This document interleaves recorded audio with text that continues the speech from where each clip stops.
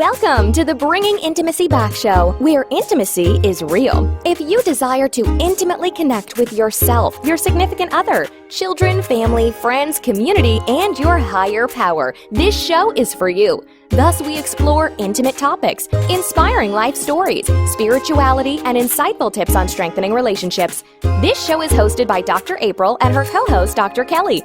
Now let's get this episode of the Bringing Intimacy Back Show started, because we share with you the secret power to intimacy to create a life you love, or love the life you create. Now here's your host, Dr. April, and co-host, Dr. Kelly.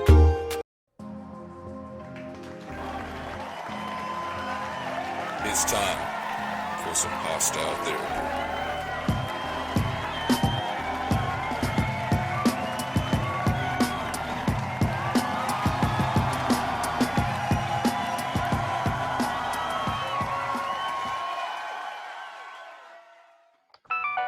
Phone call.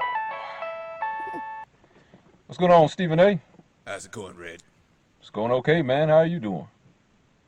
I'm here to get a few things off my chest. Well, go ahead. About Mr. Kwame Brown. Oh, no. Now, Kwame Brown, we're dear, dear friends, and we've never met. What? I was supposed to be at his birth. I was supposed to follow 3 wise men, follow the North Star, and we're supposed to bring myrrh and frankincense. I got caught up in traffic. But I would be doing a disservice if I didn't talk about Kwame Brown, the #1 pick of the Washington Wizards in 2001. Right. If I were to say he was a decent basketball player, no, he wasn't. He was garbage. He was a scrub. To say anything else would be blasphemy. He was an okay player. To say he had an ounce of talent in his small hands would be as a 9, as a 10, as 11, as a 12 to the 4th power. It would be ostentatious at the least. He was a #1 pick in the NBA. He was only a teenager when he made it. Come on. and he wants to come at Stephen A. Smith like I'm supposed to be scared of him. You are. Have you seen my hairline, Kwame? No one has. You think it has gone back because of genetics? No, my hairline doesn't want me to yell at it. That's why it's going to the back of my head and kicking my own ass. Regardless of what that scrub has to say about me. Well, I ain't even thinking about it. I'm too busy listening to your podcast. Thursdays at 7 p.m.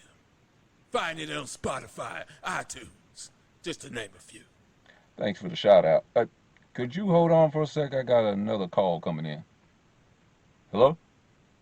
What's going on, Red, you bitch-ass motherfucker? Whoa. Kwame, enough with the insults. Come on.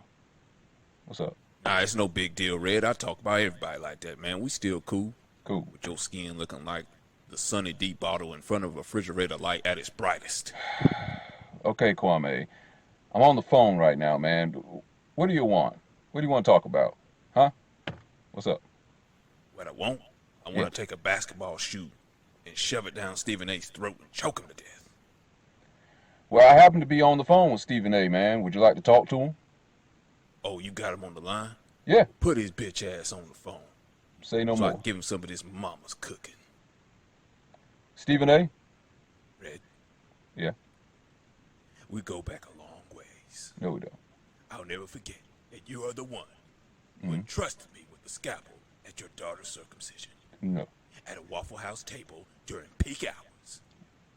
But if you ever leave me on hold for 18 hours, 43 minutes, and 18 seconds, I will have you suspended from the NBA for your nefarious and irascible acts. What? I got Kwame on the line, man. Would you like to talk to him? Oh, you think I'm scared? You think I'm scared of Kwame Brown? Listen here. You see, again, this hairline. You see, I go on TV with this every week. Yeah. You think I'm scared of Kwame Brown or Rasho Nesterovich? What? Yeah, bring Kwame Brown on. Okay. Kwame, are you there? Yeah, I was just calling to see when's that baby due in your forehead. You about 8, 9 months now? Oh, you just gonna go to the hairline again. I go on TV and brush this every week and smile about it. You think you're gonna hurt my feelings? Talk about my hairline? You're Kwame Brown, for crying out loud. I'm Kwame Brown, but I'm gonna give you some of this mama's cooking. You keep running your damn mouth. You think I'm scared of you? Okay, how about this? Listen up. I live at 764 Walnut Grove, New York, New York. Meet me there if you think I'm scared of Kwame Brown, the #1 pick of the 2001 Washington Wizards. We'll see who's scared. Why would you do that? That wasn't smart. Not smart. Stephen A. Red, I'm not scared of him. He's not even gonna show up. Hold on for a minute, Red. Someone's at the door. All right. Who is at my door committing this monstrosity? Oh, shit, Kwame. I didn't mean none of it. Time for you to get some of Mama's cooking. I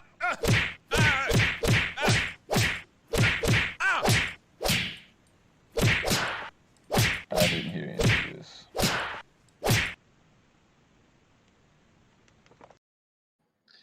Yeah, if you lost any of your hearing from all that yelling in the background from Stephen A., I apologize for that.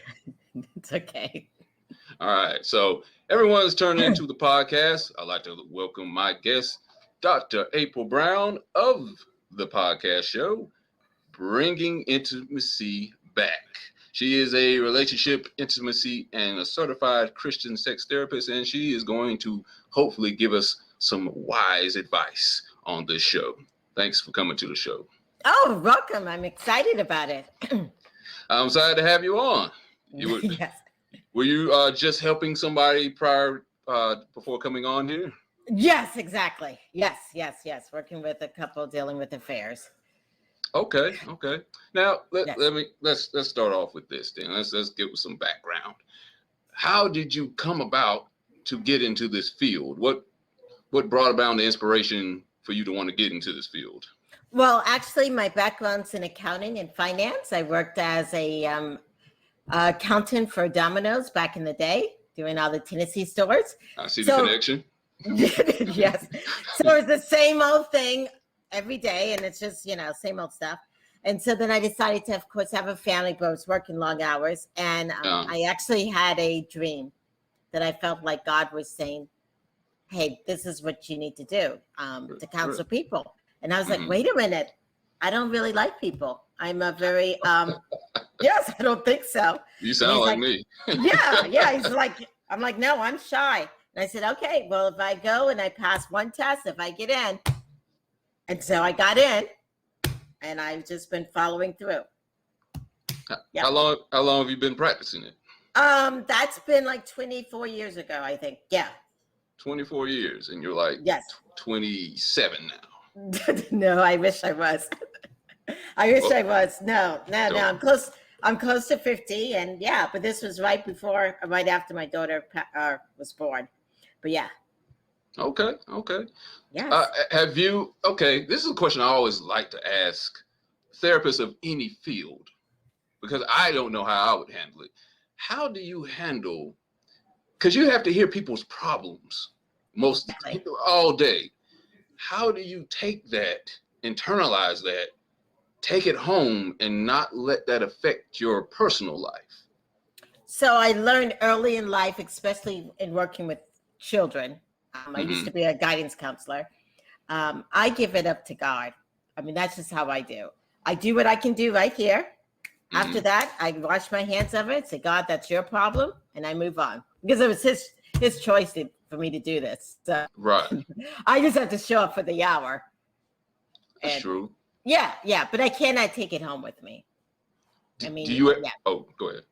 Do you ever take it to work with you? Is it ever just like a day is like, oh, here we go again. I have to deal with Marianne and her problems. I do not feel like listening today. Or is there a pep talk that you have with God beforehand? And it's like, okay, I'm good now. I can deal with whatever comes my way. Yeah, there's a pep talk. If I'm not really doing good, I cannot do therapy, in all honesty. I have to call the day off. Okay. Because I cannot be fully present working on whatever you're working on if I'm thinking about what's happening in my household or what's happening somewhere else. Right. So I do have to put a pep talk to myself, that, hey, April, it's going to be okay. Through this, you realize that a lot of people have a lot of shit going on. I don't know if you know that. Yes, I do. Yes. That's why I started the show. Yeah. So, it sometimes makes you thankful for your own problems. Right. Well, see, I appreciate people like you because I have to do pep talks with myself just for going through the drive-through because I feel like whatever problem they're having at the drive-through window is going to be put on me and the order I made. Right. Exactly. So you have to have that, especially as a therapist, have to have that. You got to do self-care. Mm-hmm. I do talk about intimacy a lot. Okay. And one of the intimacy is self-intimacy. So you really do have to know yourself, do self-care, if you're really helping other people, even what you're doing. Yes. Self-care is critical. Let's delve in that a little bit. What would you call self-care? What would you do? What would you tell somebody to help care for themselves before they go out in the outside world in any type of field? Right. What we need to do? So there's a variety of different self-care. Of course, one of the number one is working out because you sweat and you release, and this is extremely helpful for people under a lot of stress or for men, whatever. Another, sometimes people journal.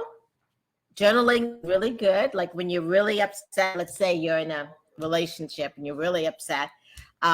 Sometimes it's better to journal it out, curse the person out on paper, destroy it, of course. I'm writing this down. Destroy it, of course. Don't let them see it. Oh, they can't see it. Oh. No. But you just put it out there. You know what I'm saying? You just release it. Because especially in relationships, when you're working with someone, like in a regular job, and you're upset with them, you don't usually just spit out what you want to say. You think about it and all that. But when you get home, sometimes you get upset with the person and you just let it all fly. And really, that person, you should show your best customer service. So I like how you put that. Yeah, yes. Some people paint, some people do music, sing, dance. You know what I'm saying? Just for self-care. Some people go and get their nails done. I mean, I get my nails done, but I don't see it as self-care. But yeah, it's what makes you relax. Whether it's a massage, what do you do that makes you relax? It's a good question. Let's see. Lately, and I don't know if this is even a good thing, but lately I've been watching the old show Sopranos. Okay. Yes. It's a great show. I waited like 20 years too late to watch it, but watching TV basically. Okay. I was working out. That's another thing I do. If I can, and I don't get a lot of it, sleep. Yes. Do you know how critical sleep is to your mental health? Yes. Yes. Yeah, I kind of explain it to people. I'm a mental health counselor also. So when you're awake right now, there are these automated workers that are doing everything. Right. And then when you go to sleep, the repairers come in and they put everything back. But when you don't sleep, it's like going to TJ Maxx on a Black Friday where things are everywhere. Yeah. That's what happens when you don't sleep because you don't allow the repair chance enough to put everything back. Right. Yeah, which can, yes. Well, well, here's another thing. Where we're trying to find something for self-care, some people mistake harmful activities for self-care, like overeating, drinking, trying to think of something else, getting into fights. I don't know. I'm just going to make up stuff on the spot. But some people can't tell the difference between what is negative for themselves and what's a positive thing. What kind of advice would you give somebody who can't differentiate between the two? Right. So overeating or drinking and that kind of stuff, that means you're stuffing it. So you're taking something and it's altercating your mood to where you don't even resolve the issue. Right. And it causes you to be totally away from it it's like you withdraw from it. Right. Okay. And then you have these side effects afterwards. So that's one way of making it that it's not healthy. Like when you avoid it. Right. That's a good way to put it. Right. I know Reese's is probably one of the self-care things I need to stay away from, but sometimes when I'm not feeling too good, I pop a Reese's in. It's better than drugs, maybe. Right. I don't know. Depends on how you look at it, because you can overeat on Reese's too, and right. It can do harmful effects to your body as well. Right. So right. yeah. A little bit of sweetness is not gonna. It's when it becomes so much that you don't even get to accomplish the things that you need to. When it starts to impair other parts of your life. Right. Gambling, that's another thing. That's what right. people can do, and that could be harmful to themselves. A little bit of gambling, but some people don't have a stop button. Right. So what you're talking about when these things become problems is they become addictions. Right. So an addiction is something that you have a compulsory need to do. That sometimes you will even skip the thing that you have to do to do the addiction, or you all hide it. Don't want anyone else to fight about it or feel guilty. Some people, different things can be gambling, porn can be an addiction, smoking, eating. Yes. Okay. Yeah. Are you wanting a vacation in paradise? A vacation to rekindle the passion? A vacation without the kids? A vacation where you can learn how to communicate, where you and your partner actually hear each other and gain insight? If so, vacation counseling is your next vacation. Dr. April Brown has created vacation counseling in Southwest Florida as a perfect option for you and your partner. Our retreats are one couple at a time. We have a variety of packages available to choose from, including virtual couples retreats. If you and your partner are interested in the vacation counseling, please visit us at vacationcounseling.com for more information on pricing and packages. Also, follow us on Instagram and Facebook.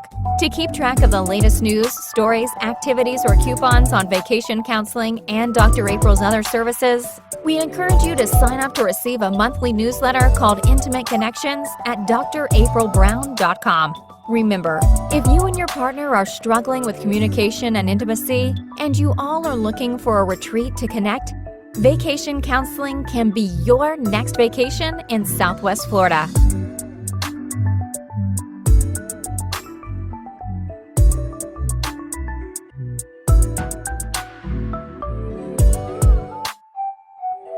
Have you ever been through a family, I guess, maybe asking you to help them do an intervention for a problem? Yes. If somebody has an addiction, okay. How do you go through it? Because I know they show it on TV sometimes, and the person breaks down. It's like, okay, I'll go get help. But I know with reality, most people, if you tell them they have a problem, they're going to attack back. Like, I don't have a problem, you have the problem. How do you carefully talk to someone to get them to go get help? So it depends what kind of relationship you have with that person. Yeah. Yes. Even if you have a very, let's say, a toxic relationship and you bring a therapist in, that's not going to help. Right. Okay. They're probably already on guard once they see you. Right. Yeah. Right. People are going to only help when they respect a person, when it comes across very loving. Right. That, hey, that this is something that may help. But people only change, in all honesty, people change when the pain is greater than the fear of change. Right. That's when people change. That's true. Now, I had this question.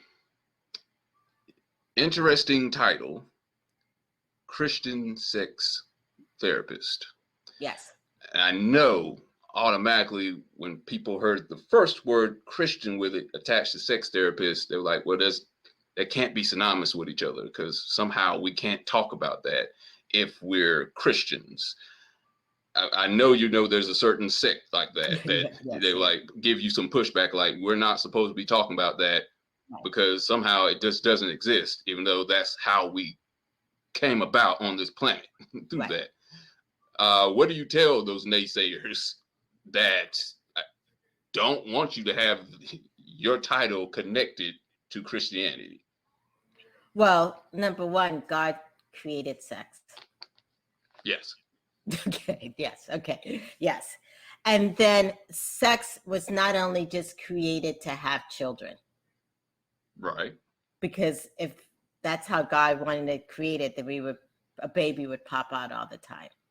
Right. And that would be overpopulation like crazy.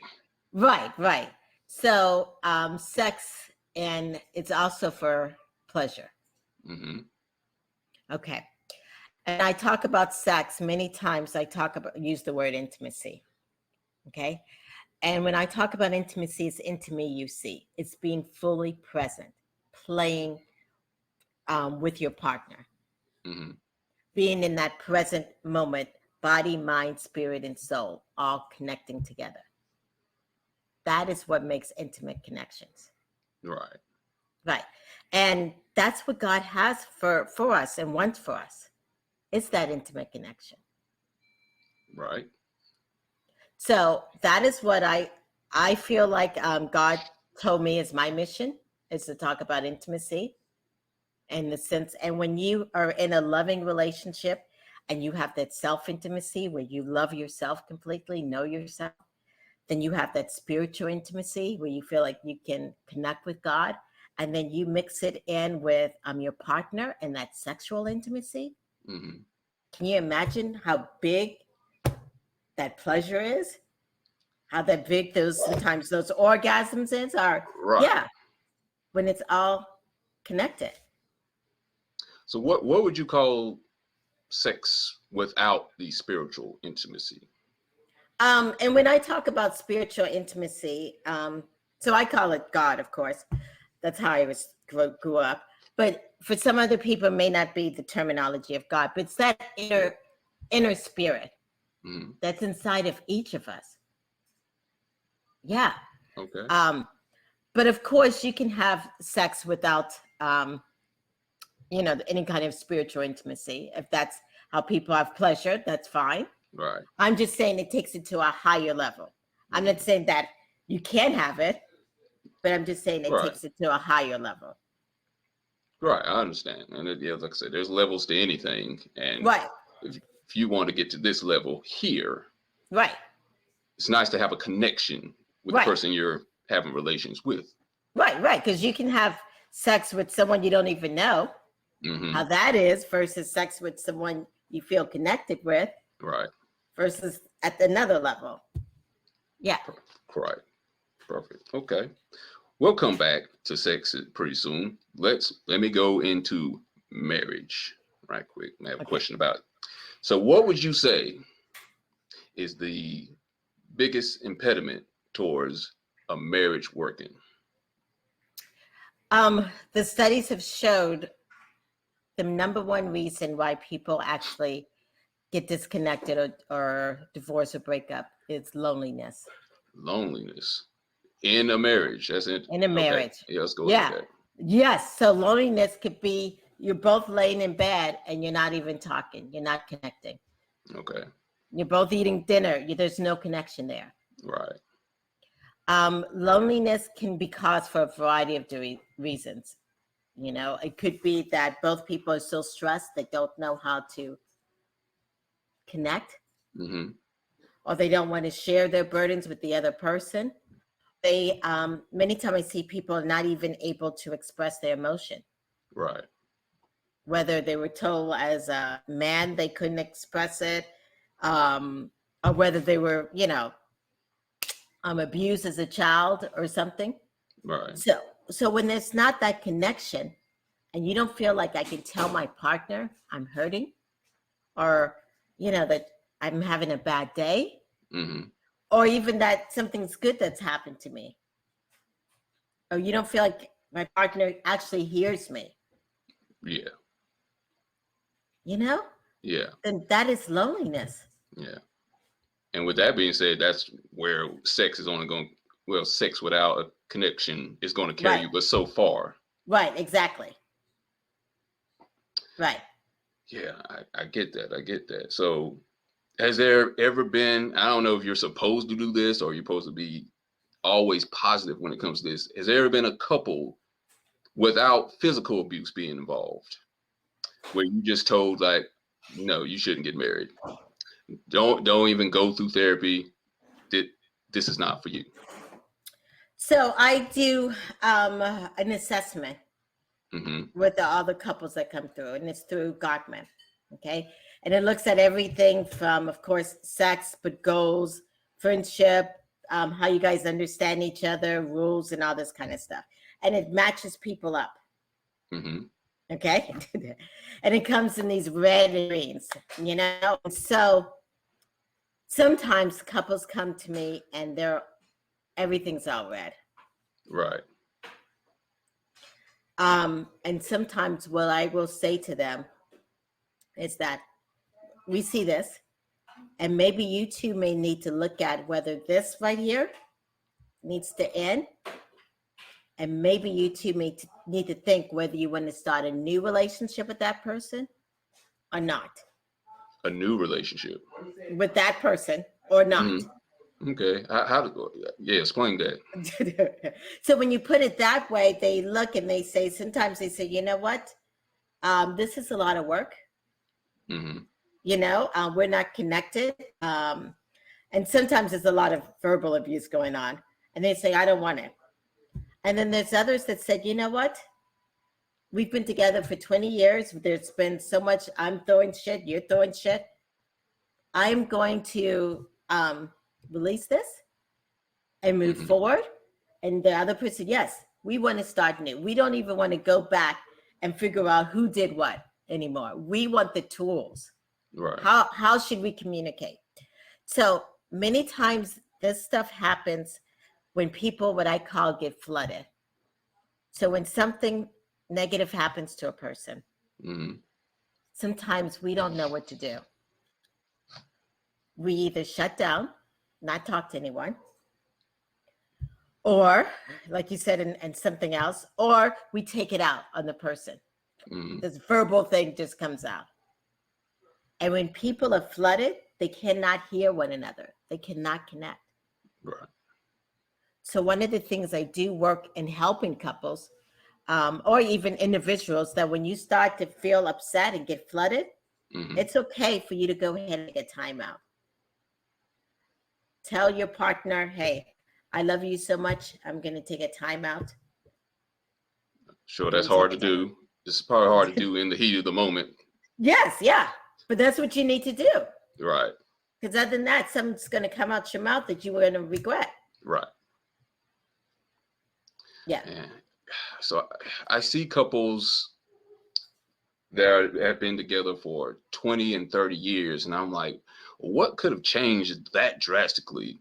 Or what could you have not known about your mate in those 2 to 3 decades that now all of a sudden he's like, I cannot do this anymore? Okay. It usually seems like it's after the kids leave too. Yes, yes. How young are you, Big Red? You seem pretty young.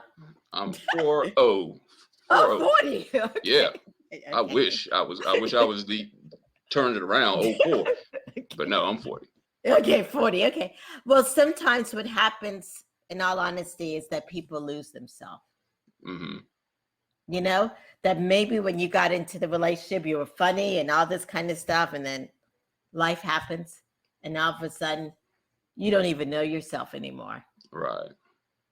You know, you're not playing basketball anymore, not hanging out with your friends. You're not laughing anymore. You're just going to work, bringing home the paycheck, going to work, bringing home the paycheck. How do you get that? How do you get that back? How do you get that back? Yeah. Well, yeah. How you get your groove back? Yeah. Bringing intimacy back. First, it starts with recognizing what you're doing. Right. And then it says, you know what? I want something different. I deserve something different. Let me start loving myself as much as I love everybody else. Right. That's self-intimacy, okay? That's not being selfish, Being selfish or being narcissistic is when we put ourselves above others. But many of us put ourselves below. So doing that. Once you start taking care of yourself, I don't know if you've noticed, Big Red, that people treat you the way you treat yourself. Okay. Have you noticed that? Yeah. Yeah. Except drive-through cashiers, but yes, Exactly. for the most part.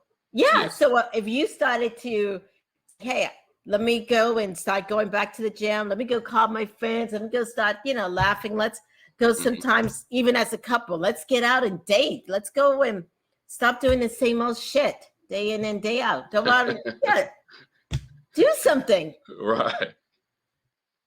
Yeah. You're Intimacy will start to come back, of course. Yes. If you're listening, you have a pulse. If you have a pulse, you have stress.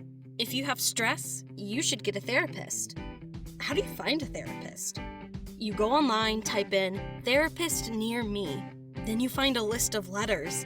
LMHC, LPC, NCC. Ugh! How can you navigate and understand all this? Go to drkellyboucher.com. Dr. Kelly specializes in supporting people who suffer from stress, anxiety, burnout, and more. You can have help today. drkellyboucher.com.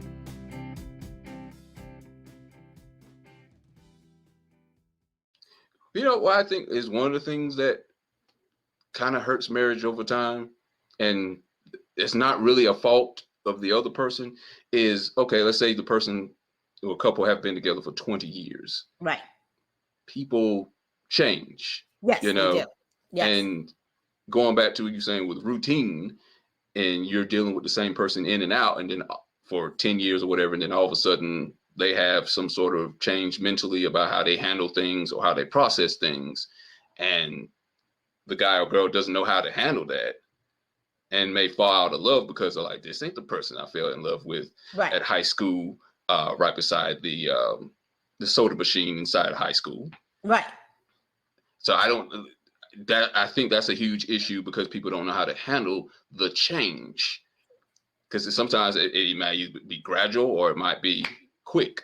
Right, exactly. And sometimes, let's say you marry someone and the woman was, oh, are you still there? I'm sorry. I missed I'm here. Okay. You marry someone and the woman, in the beginning, she was very quiet. She accepted everything you said. She's 18. Yeah. All of a sudden now, 10 or 15 years later, she's a boss. She's gone back to school. She's got a whole lot of opinions now. Yeah. Yeah. How do you handle this? Right. Right. Before she said everything, agreed with everything. Now, yeah. Like, you're not the person I used to like. You used to agree with everything. You used to like going to Italian restaurants, and now you only want to go to Popeyes. Exactly. I can't eat there every day. That's why I've gained the weight. That's why I have to work out now. Right. Exactly. Sometimes you can work through things in therapy. Yeah. And sometimes it was part of the journey. Not all relationships are going to last. So if your relationship lasts 10 years and, it didn't work out, that's okay. That doesn't mean it failed. It just means that you guys grew apart. And when you're working extremely hard, you should be able to feel safe at home. Right. To feel loved, to be appreciated. Do you ever give that advice to some of your couples and like, okay, maybe you've reached the end of the road, there's not really nothing you can do. Y'all just grew apart. That's not a bad thing. Right. So as a therapist, we don't, how can I put it? I feel the answers are within you. Okay. So I'm going to ask you questions, show you different things, help you find that answer. But sometimes couples do realize this because especially, your kids are watching. Right. So if you're saying to myself, and if I say to you, is this the kind of marriage you want your girl to have, your daughter to have? What would you tell her? And they'll be like, I'll tell her to leave. I wouldn't want this. Then why either? Then they're like, yeah. It's not that simple. Yeah. But then I say, aren't you worth it? Right. Isn't yeah. If you're saying, my daughter could, but I can't. And sometimes it's giving people the tools and the skills to know how much they're worth. Yeah, that's definitely needed before people Yes. go into marriage, you know. Right. And I'm a believer not all marriages are blessed by God. Right. Because we can get married, we can pay a pastor to marry us. You know what I'm saying? Yes. Right. Well, I saw a good quote about that today about marriage. Right. And it's like, okay, let me make sure I don't misquote it. It's like marriage is not something you go into, it's something you create along the way. Right. Exactly. And it takes work. Right. It's not something that, you don't have to work at it. You have to work at it. And you have to prioritize your marriage. Because there's going to be things, there's going to be people, there's going to be even children. Yeah. And if you put all these things before your marriage, it can be disastrous. Right. So let's go with last year. Last year, 2020, we all know the big story. Right. COVID. Right. There was a huge uptick in divorces last year. People just like, they got to spend time with each other. They didn't have work to distract them. The kids were home. Anxiety maybe grew around last year. What kind of advice did you give to couples last year that were just going through it and seemingly could not stand each other all of a sudden in 2020? Right. So sometimes if couples become so enmeshed where they spend every minute together, and they sometimes in the millennial generation, you feel like your partner has to be everything to you. My best friend, my nurse, my this and that. But when that happens, there is no air. And when there's no air, there's no passion. So you have to find ways to give yourself space. To have, because if we're both looking at each other every day and there's nothing else going on, we have nothing new to bring to the table. That makes sense. They had no stories to tell about what happened at work because work was at home. Right. And everybody pretty much, and this is the bad thing about news is pretty much always negative all the time. So that's pretty much all you had to bring to your spouse. Is like, yeah, the numbers in COVID spiked again. Right. I don't know what we're going to do. Right. Exactly. So for some couples, they did not make it through that. Yeah. Yes. Others found ways to be creative, to have their own little friend group, whether it's, a Zoom dance group, where the partner goes through that. Yeah. Just something. Yeah. You couldn't go on dates last year. You couldn't go parties or anything last year. Right. It's like, I gotta be stuck with you. I mean, I'm already stuck with you contractually by law for marriage, but now I have to see you every day. And we can't go anywhere to release any of this anxiety or anger that we have for what is going on. Right, exactly. And a lot of us went through a lot of stuff with even just the Black Lives Movement, just a variety of stuff. And if you couldn't feel connected with your spouse, right. I mean, it's the same thing. Same thing with kids. I mean, we love our kids, but we don't want to see them all the time. I mean, I know. We start to appreciate teachers much more. Right. I mean, yes. Yeah. We haven't paid them anymore. Right. Exactly. We appreciate you. We'll tell you that to your face and shake your hand.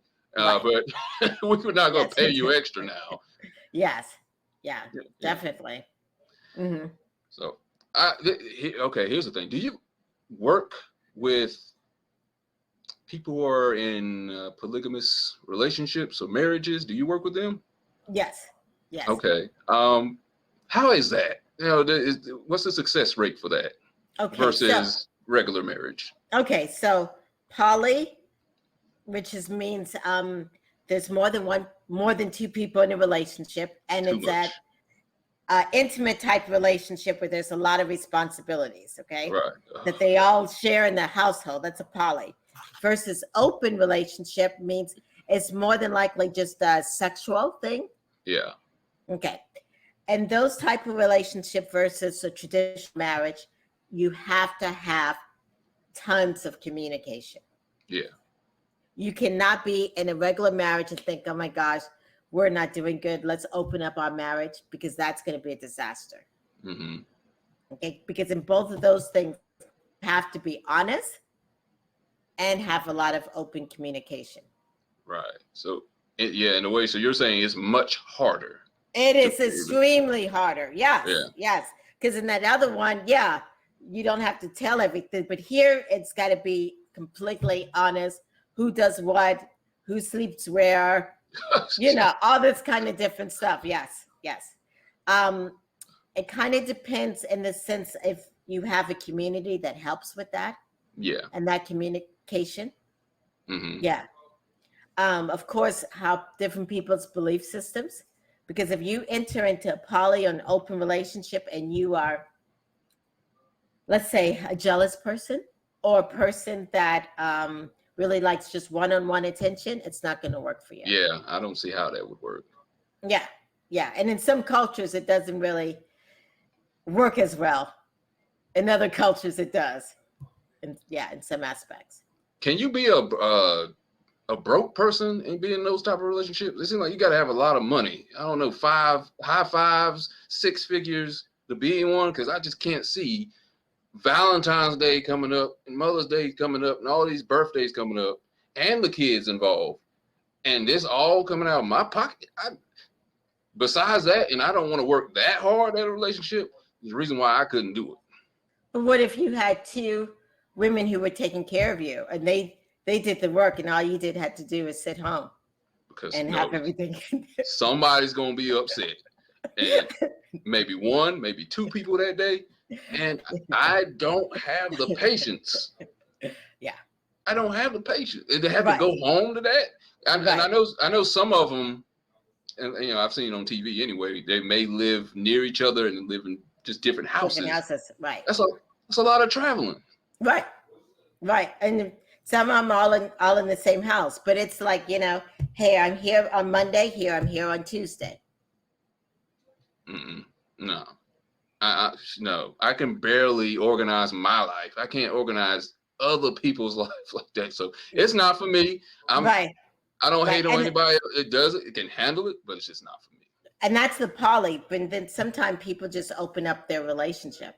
Mm-hmm. They, like swingers. Yeah, that one to me. It seems like, well, since I can't fulfill this part of you that I don't, whether it's sexual or whether it's something emotional that you need, I'll allow you to go be with somebody else. But I'm not changing or doing anything extra to fulfill that. So go be with him while I stay at home and watch the game. Right. That seems lazy to me. Am I wrong for thinking that? No. There's some relationships where it's mono on one side and open on the other. Mm. Yeah. It's probably mostly the guys on that one, probably, isn't it?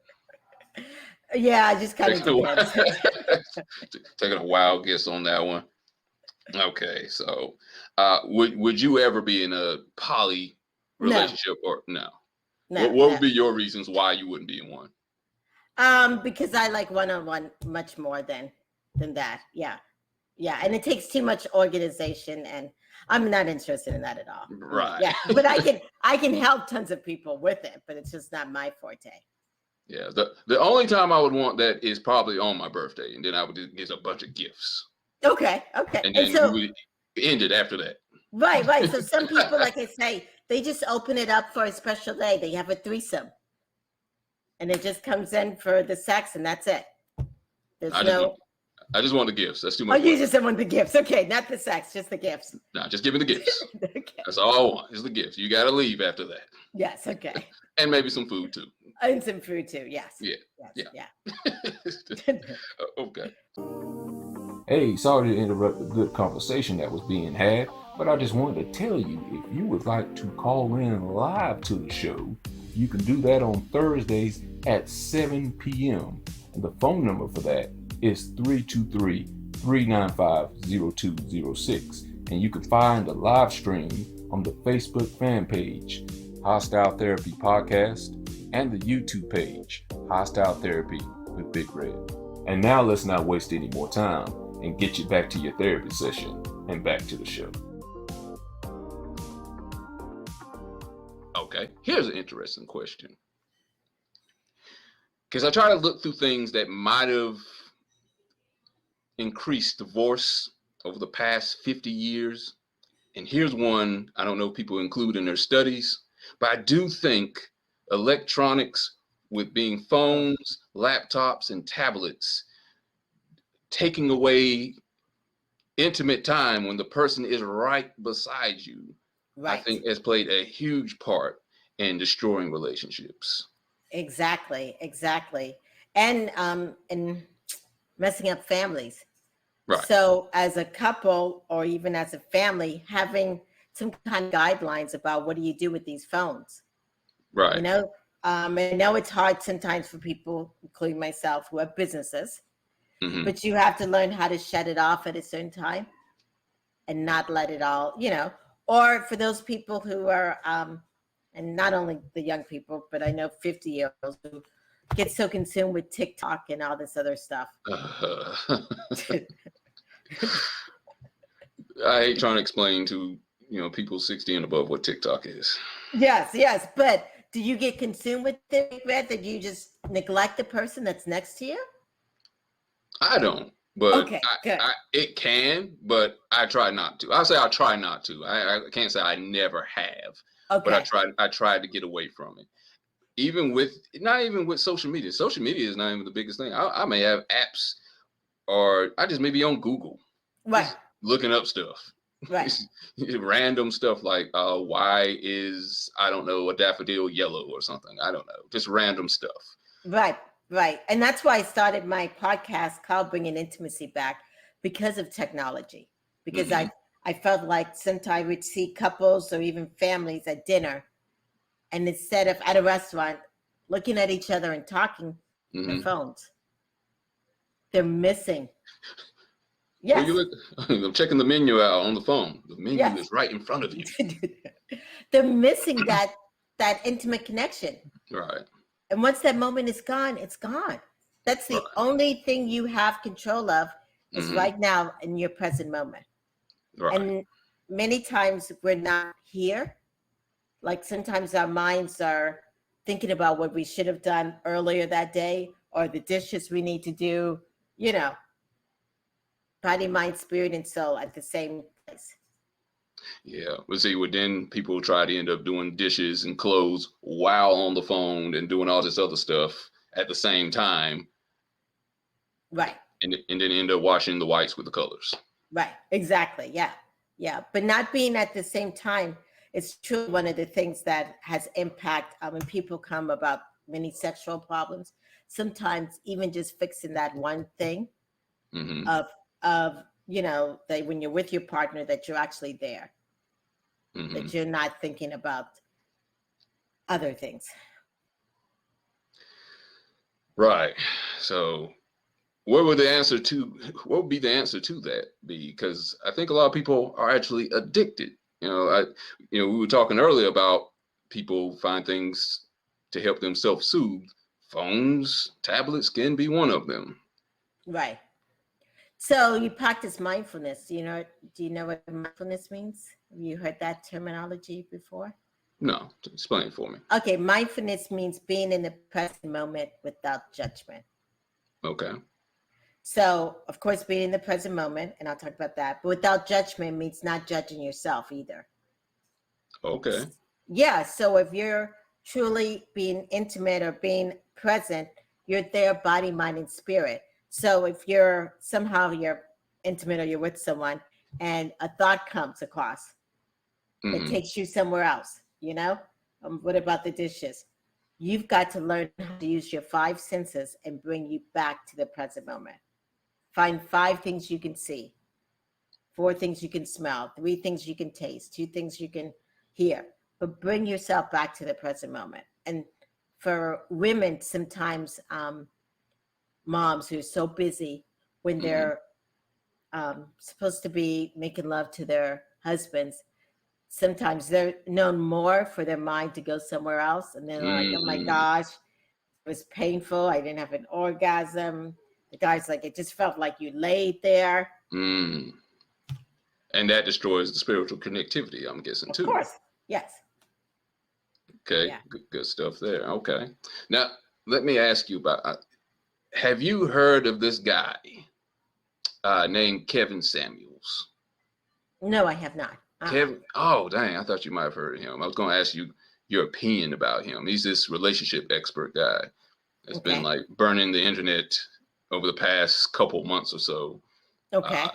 He just has people call onto the show, mostly women call onto the show, and they ask questions about how they get a high value man. And a high value man, from what I understand, is somebody that makes 6 figures and above. And he pretty much just critiques them, kind of like Simon Cowell critiques talent on American Idol. He critiques why they can't get a high value man through that description. Now, it has nothing to do with what they think spiritually or mentally or how smart they are. It's just pretty much how much money they make. And he pretty much just degrades the women that go on the show. He tells them to rate themselves between 1 and 10. You can't use the number 7. That's one of his rules. He says, he's like, you can't choose 7, 10 being the highest. What would you rate yourselves? And usually they rate themselves, 6, 8 or something. 8 he said would be like Kelly Rowland or Beyonce or something like that. And then he goes on a tirade and he tells them, this is why no one wants you. That's a high value man.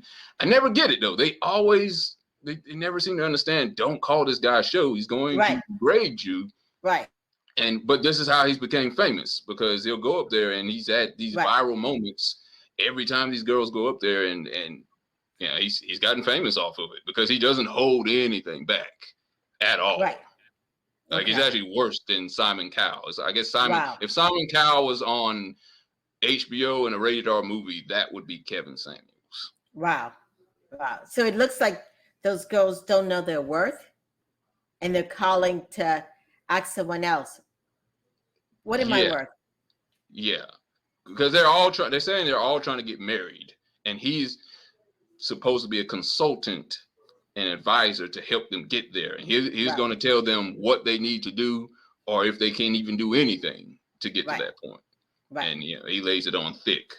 I wish he had check him out sometime. Okay, I definitely will. Put Kevin Samuels and just see what you think about him.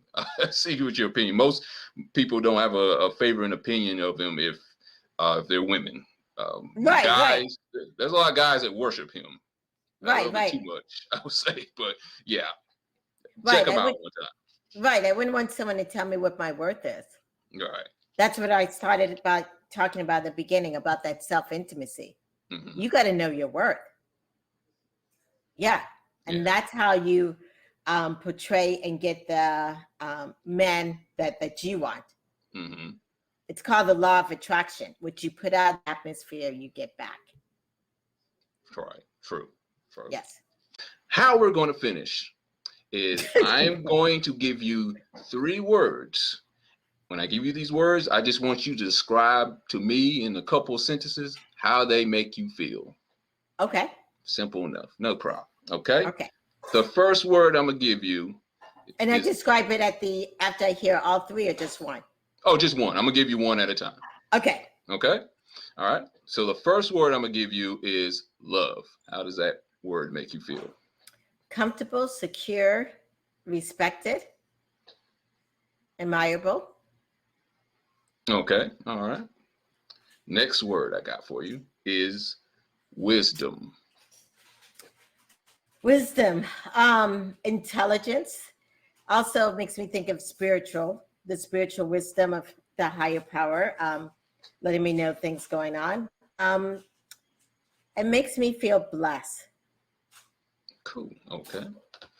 And the last word I have for you is happiness. Happiness. How do you feel when you hear that word? Joy. Mm-hmm. Also love, intimate. Okay, good, good. All right. So that will be the conclusion of today's show. I'd like to thank you, Dr. April Brown, of the podcast Bringing Intimacy Back. I'm flubbed it. I'll say it again. Rewind. Thank you, Dr. April Brown, of the podcast Bringing Intimacy Back. Yes, got it right. Thank you for coming on the show. Would you like to, give us some dates or things that you may be appearing on in the near future that people can find you at? Oh, yes, definitely. So my podcast is called Bringing Intimacy Back, and you can search it and find it. Also, I have a book called Improving Intimacy, an ebook that's out on Amazon.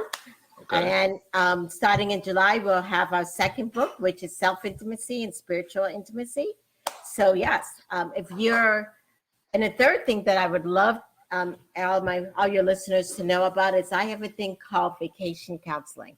If as a couple, you are struggling and not getting intimate enough or with communication or emotions, check out vacation counseling. We will help you with that, and you'll have a vacation. So you come down here to Southwest Florida, we provide services, and you have a vacation.